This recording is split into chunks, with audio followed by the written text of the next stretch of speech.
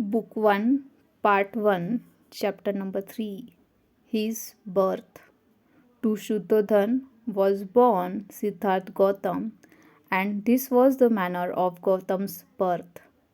It was a custom among the Shakyas to observe an annual midsummer festival which fell in the month of Ashad. It was celebrated by all the Shakyas throughout the state and also by the members of the ruling family. It was the usual practice to celebrate the festival for 7 days.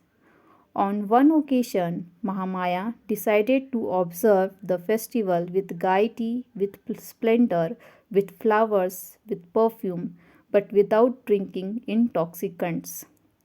On the seventh day, she rose early, bathed in scented water, bestowed her bestowed a gift of 4 lakh pieces of money as alms, adorned herself with all precious ornaments, ate choicest food, took upon herself the fast day vows, and entered the splendidly adorned royal bedchamber to sleep.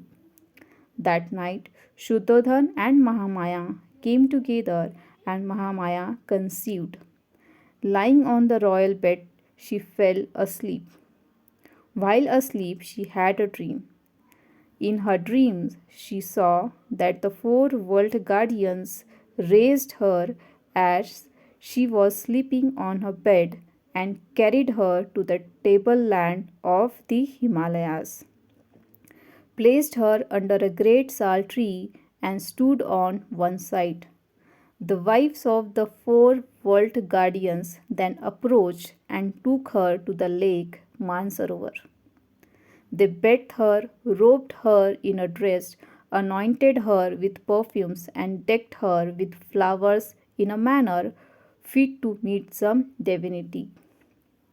When a bodhisattva by name Sumed appeared before her, saying, I have decided to take my last and final birth on this earth.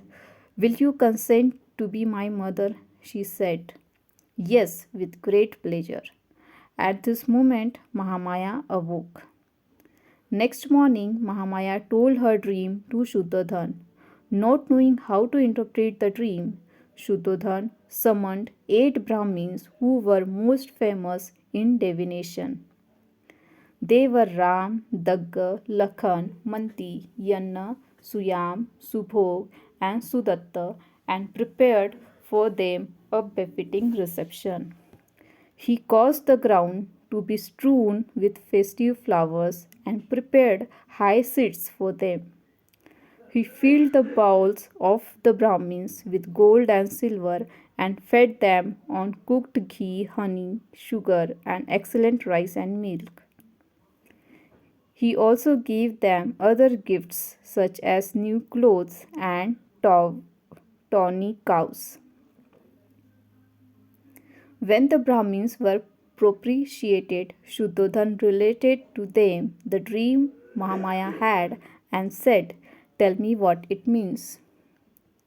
The Brahmins said, Be not anxious, you will have a son, and if he leads a householder's life, he will become a universal monarch. And if he leaves his house and goes forth into a homeless state and becomes a sannyasi, he will become a Buddha, a dispeller of illusion in the world. Bearing the Bodhisattva in her womb like oil in a vessel for 10 lunar months, Mahamaya, as her time of delivery was coming nearer, desired to go to her parents' home for delivery.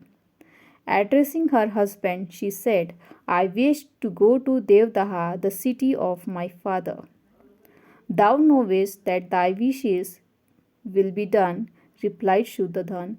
Having seated her in a golden palanquin borne by couriers, he sent her forth with a great retinue to her father's house. Mahamaya, on her way to Devdaha, had to pass through a pleasure grove of sal trees and other trees, flowering and non flowering.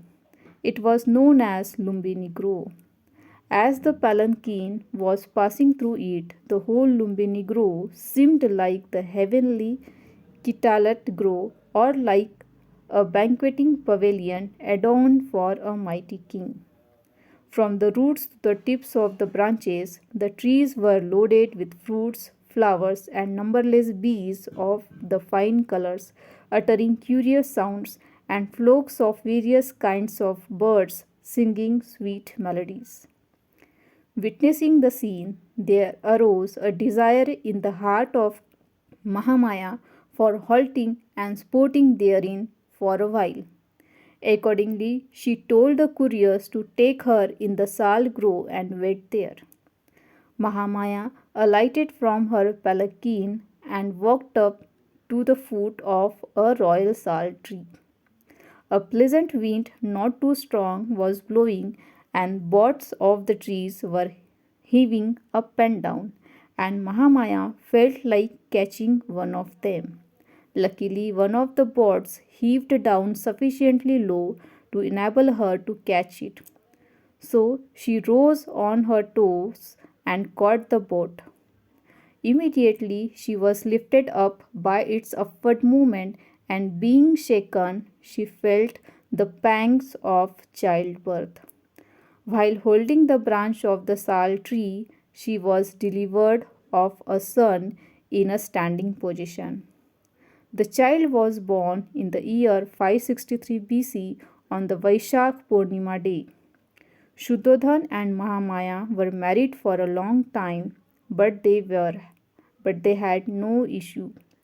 Ultimately, when a son was born to them, this was celebrated with great rejoicing, with great pomp and ceremony by Shuddhodhan and his family, and also by the Shakyas.